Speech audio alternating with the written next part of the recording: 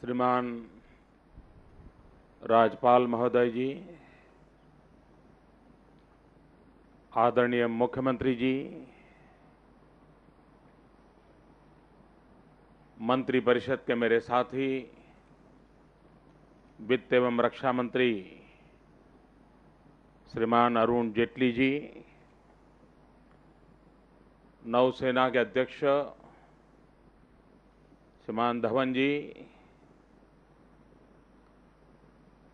मंच पर विराजमान सभी वरिष्ठ महानुभाव, लेकिन उस आजाद भारत की रक्षा का काम हमारे सेना के जवान कर रहे हैं। चाहे वो नौसेना हो, थल सेना हो या वायुसेना हो, लेकिन बदलते हुए युग में बाहुबल से ही सिर्फ रक्षा नहीं होती है। विज्ञान और टेक्नोलॉजी के युग में बाहुबल के साथ रक्षा के क्षेत्र में बुद्धिबल का महात्म्य बहुत बढ़ गया है। आज जो INS कोलकाता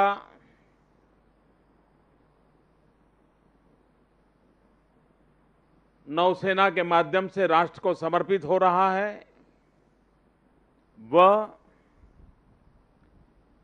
भारत के बुद्धिबल का भी परिचायक है। भारत के ही टेक्नीशियनों ने, भारत के ही इंजीनियरों ने, भारत के ही रक्षा विशेषज्ञों ने इसका निर्माण किया है।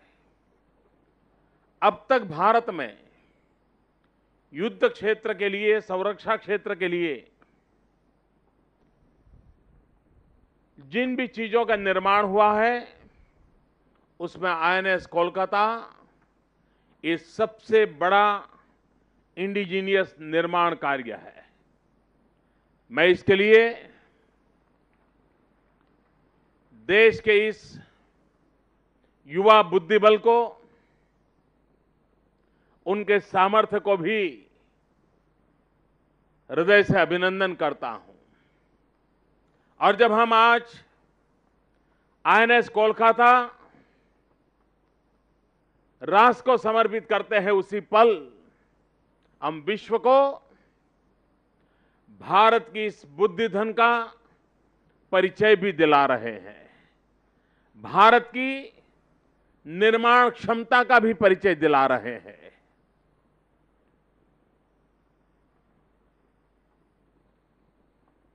युद्ध लड़ना, युद्ध जीतना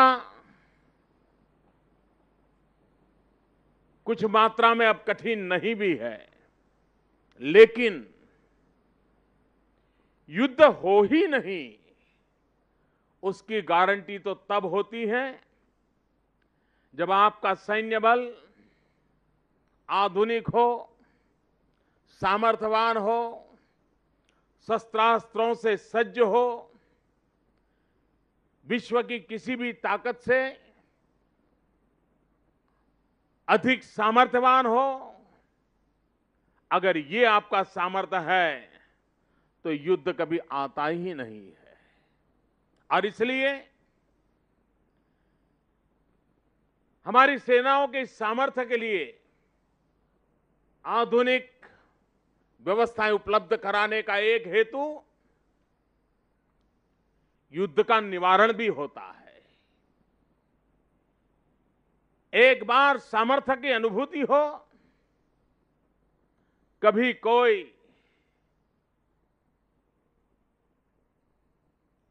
भारत की तरफ आंख ऊंची कर करके देखने की हिम्मत नहीं कर सकता है। और इसलिए भारत अपनी शक्ति को उस दिशा में बढ़ाना चाहता है ताकि कभी किसी को भी भारत के सामर्थ्य को देखते ही,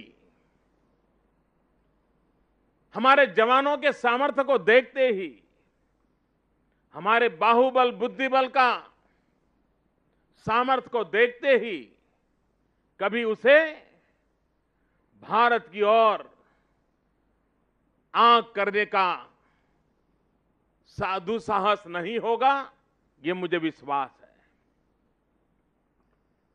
मैं महाराष्ट्र की धरती पर खड़ा हूं। यहां के समुद्र तट से जब नौसेना की बात करता हूं तब छत्रपति शिवाजी महाराज का स्मरण होना बहुत स्वाभाविक है। नौसेना के उदय में, नौसेना की कल्पना में सबसे प्रथम अगर किसी का योगदान था तो छत्रपति शिवाजी महाराज का था। और तब भारत छोटे छोटे जहाजों से जब विश्व व्यापार की ओर आगे बढ़ रहा था, तब छत्रपति शिवाजी महाराज को यह ध्यान आया था कि विश्व व्यापार के लिए भी सामुद्रिक सुरक्षा का महात्म्य है। और उसी में से सर्वप्रथम नौसेना का प्रारंभ इसी समुद्र तट पर हुआ था। बढ़ते बढ़ते आज उसने एक वैश्विक रूप ले लिया है। सामुद्रिक तट से जुड़े हुए सभी राष्ट्र नौसेना की आवश्यकता को माना है। भारत का तो विशाल समुद्री तट है। विश्व व्यापार बढ़ता चला जा रहा है। विश्व व्यापार के लिए भी सामुद्रिक सुरक्षा बहुत महत्वपूर्ण बनी है और उसमें भारत अपनी भूमिका निभा रहा है। ये आईएनएस कोलकाता एक प्रकार से समुद्री में तैरता हुआ कम्युनिकेशन का एक बहुत बड़ा आधुनिक से आधुनिक संपुट है। ये हमारे ही नवयुवकों ने एक तैरती हुई सामुद्रिक व्यवस्था में टेक्नोलॉजी को तैयार किया है। ये आने वाले दिनों में व्यापार जगत से जुड़े हुए लोगों के लिए भी, सामुद्रिक व्यापार से जुड़े हुए लोगों के भी इस कम्युनिकेशन टेक्नोलॉजी के माध्यम से एक सुरक्षा की गारंटी का एहसास होगा। भारत सामर्थ्यवान बने, भारत शक्तिशाली बने, हमारे सेना के जवान राष्ट्र रक्षा में कभी भी पीछे न रहे, उनको कभी ये महसूस न हो कि दुनिया की तुलना में हमारे संसाधन कम पड़ रहे हैं, हमारी व्यवस्थाएं कम पड़ रही हैं। ये कभी उसे महसूस न हो, इसके लिए उसके सामर्थ्य के साथ आधुनिक टेक्नोलॉजी, आधुनिक संसाधनों को भी जोड़ने का हमारा मकसद है।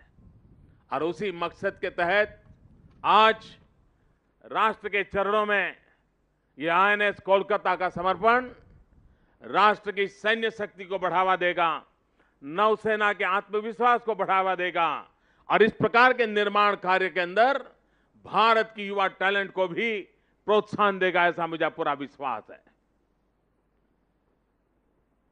इस नई सरकार ने अपने बजट में डिफेंस ऑफसेट के लिए